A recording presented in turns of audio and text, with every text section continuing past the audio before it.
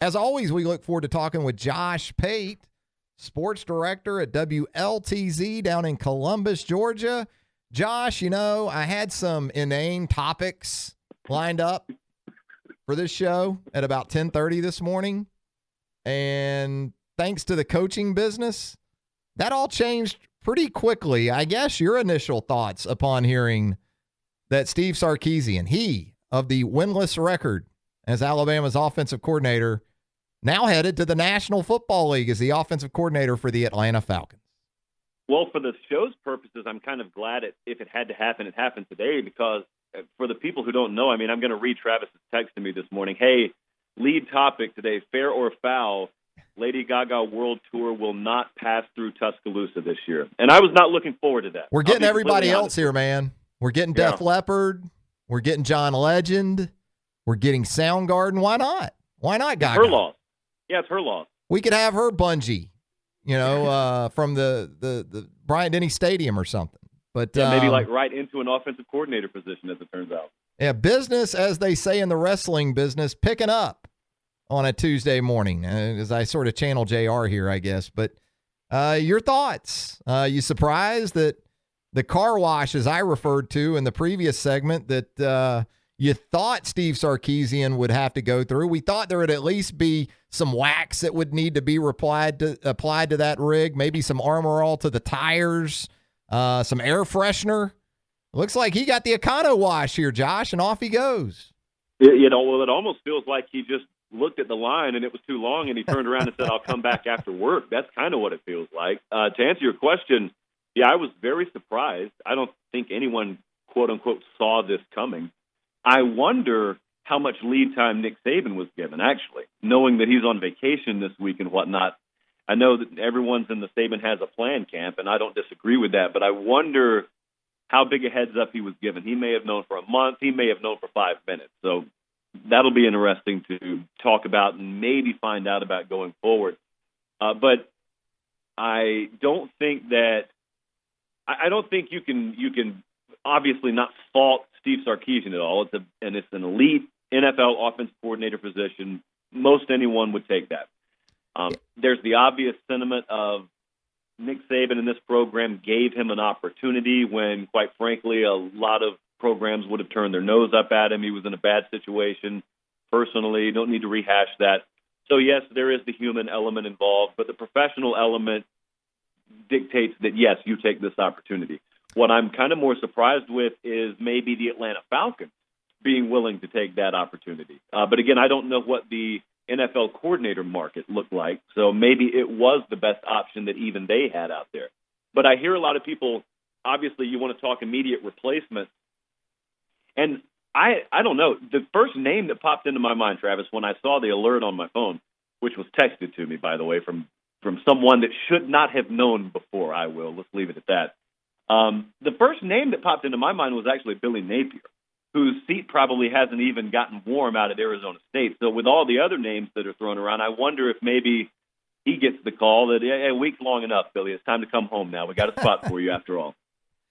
Do a little U-turn out there in Tempe and come on back to Tuscaloosa. That's an interesting possibility. And I agree with you in terms of Sark. If you're Sark and you get this opportunity, it's all about the quarterback, right? And you're going to a situation, even if you like college football. And most guys, regardless, are going to take the opportunity in the National Football League. But especially when it involves the NFL MVP at quarterback, Julio Jones at wide receiver. But I think for those same reasons, Josh, this Alabama job's going to be attractive again. You return a quarterback in Jalen Hurts, who is the SEC Offensive Player of the Year. You've recruited well at the position this year. You return a ton of offensive production at the other skill spots. I got to think that while the timing probably wasn't great, I don't know if there's ever a good time, it's something that Alabama will be able to move on from and attract a very, very good candidate. Yeah, I don't think the struggle will be on Nick Saban's end at all. I actually think that a lot of other head coaches were put on notice today. You got a lot of guys at programs who you think you've weathered the storm in terms of being at risk for losing some of your assistants, and then all of a sudden the Atlanta Falcons initiate a chain reaction. They take Bama's guy. Well, you don't have too much time to laugh at Alabama because you know pretty much every coach on your staff would probably leave to go to Tuscaloosa and crawl over broken glass to get there.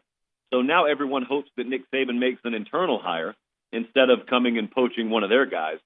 I think for those reasons, though, and I don't know, there haven't really been many instances to get a good feel on how Nick Saban handles losing a coordinator this late in the game, so to speak. But I think there are very good reasons to think each way, to think maybe he wants to keep it internal or to think that maybe, hey, he knows he has his pick of a number of guys out there, including names that we never would have even thought of that he knows about. And I don't know. I think it's kind of a spin the bottle type deal to see where he goes.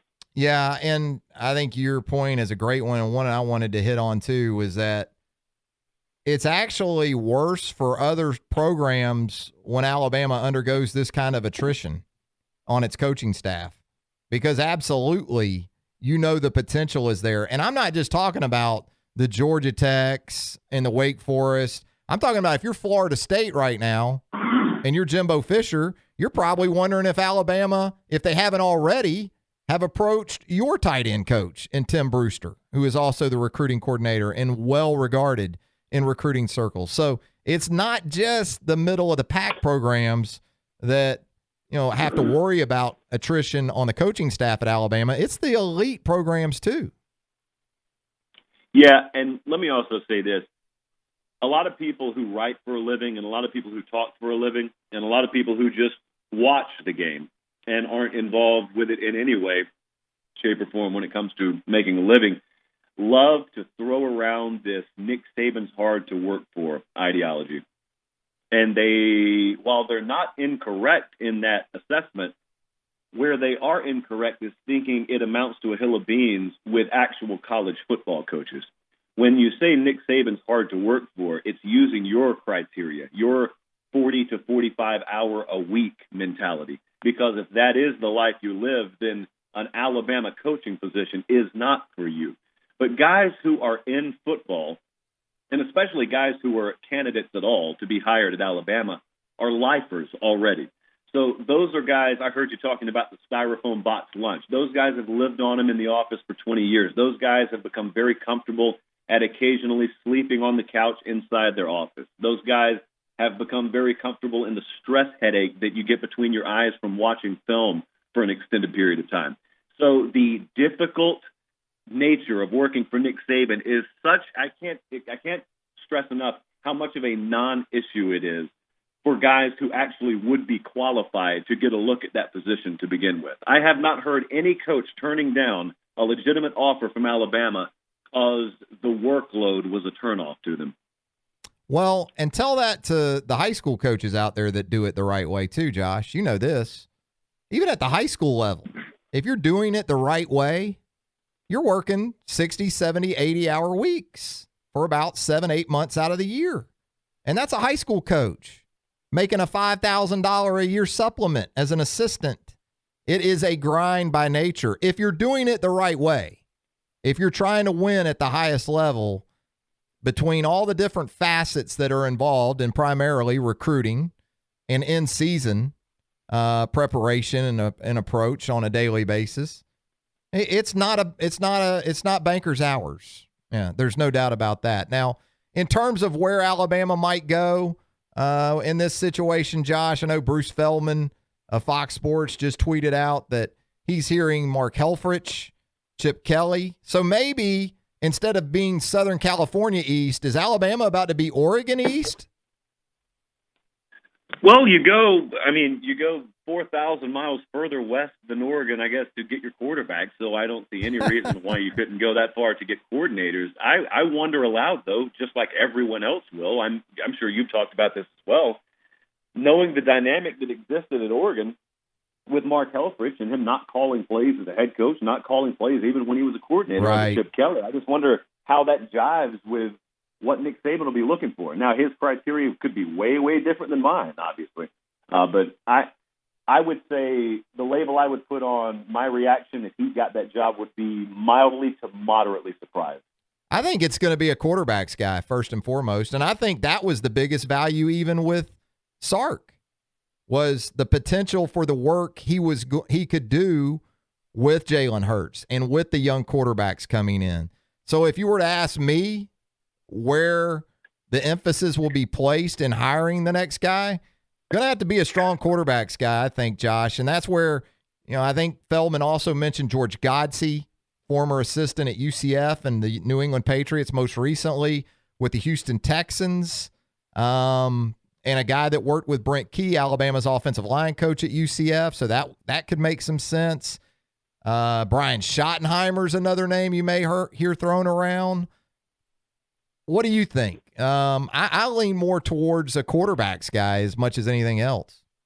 Certainly. That is the flag. I mean, that's the green light. When you hear a bunch of names that are going to be thrown out here, there will be a majority that you can automatically dismiss. And I wholeheartedly agree with you, because I remember how much emphasis there was placed on going and getting Steve Sarkisian and giving him this job because of his relationship with quarterbacks and his relationship with the ability to develop them and coach them. So when you hear coordinators and you hear candidates, rather, for that coordinator spot thrown out there, Schottenheimer is one that's pretty interesting off the top of my head that you just mentioned.